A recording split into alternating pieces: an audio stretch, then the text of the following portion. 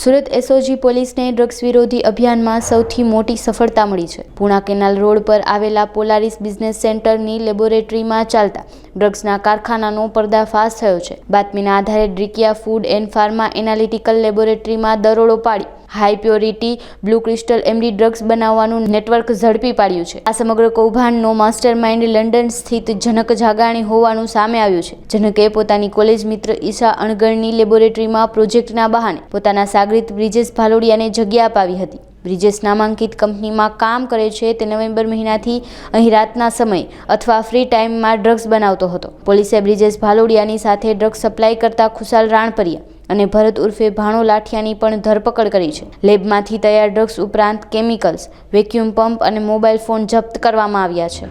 MD બનાવવાની જે lab ઝડપાઈ છે એના અંદર 1 તારીખે અમે કેસ કરેલો અમરેલીમાં 232 ગ્રામ એમડીનો। એમાં જે આરોપી પકડાયેલા જે તે વખતે 2 આરોપી જે છે નાસ્તા ફરતા હતા। એમાં ખુશાલ રાણપરિયા અને ભરત લાઠિયા બંનેને ગઈકાલે ઝડપી પાડવામાં અને એમની પૂછપરછ દરમિયાનમાં ખબર પડી કે બ્રિજેશ ભાલોડિયા જે છે એ આ ડ્રગ જે છે બનાવતો હતો, કારણ કે પોતે એથર કંપનીમાં સિનિયર કેમિસ્ટ તરીકે કામ કરે છે। પોતે કે એમએસસી કેમિસ્ટ્રી કરેલું છે અને એને અલગ અલગ જે ડ્રગ્સ કઈ રીતે બને, અલગ અલગ કેમિકલ છે એનું નોલેજ છે। તો એ ત્યાં એક લેબ છે ડિક્રિયા કરીને food and pharma analysis lab, ત્યાં એક કમ્પાર્ટમેન્ટ ભાડે રાખીને આ ડ્રગ્સ જે બનાવતો હતો એને પણ પકડવામાં આવેલો છે। જે લેબની અંદર આ જે કમ્પાર્ટમેન્ટ છે એમાં જેટલા પણ સાધનો છે તમામને જે છે મુદ્દામાલની અંદર લેવામાં આવેલા છે। જે મુદ્દામાલ છે એની વિગત આ પ્રમાણે છે કે ત્યાંથી છે ફનેલ છે, ફ્લાસ્ક છે, પંપ, વેક્યુમ છે, ડિજિટલ વોચ છે, વજન કાંટો વગેરે મુદ્દામાલ જે છે જપ્ત કરવામાં આવ્યો છે। જે અલગ અલગ કેમિકલ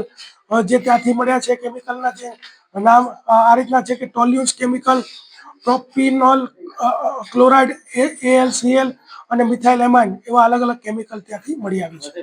આજે લોકો પકડાયા છે એમાંથી મોટા ભાગના જે માલિબા કોલેજ કેમિસ્ટ્રીના વિદ્યાર્થીઓ છે અને જે પકડાયા વિદેશમાં લંડનમાં જે છે વ્યક્તિનું નામ જનક જાગાણી છે, એ પણ આ લોકોના ગ્રુપનો જ સભ્ય છે અને એ ત્યાંથી આ લોકોને ગાઈડ કરતો હતો અને ત્યાં સપ્લાય કરવાનું છે એનું ગાઈડન્સ પણ આપતો હતો। જે અત્યારે 16 ગ્રામ જે બ્લુ ક્રિસ્ટલ એમડી પકડાયું છે એ પણ કોઈ મુંબઈ અથવા ગોવાની રેવ પાર્ટીમાં આપવાનું હતું, આવું એણે કીધું હતું કે હું જ્યારે કહું ત્યારે સપ્લાય કરજો। તો એ પણ કાલે કેસ કરવામાં ઝડપેલું છે। હવે એની ડીપમાં આ લોકોની પૂછપરછ કરવામાં આવશે, એના રિમાન્ડ લેવામાં આવશે તથા જે જનક જાગાણી છે જે લંડનમાં છે એની ઇન્ટરનેશનલ લો મુજબ કાર્યવાહી કરવામાં આવશે।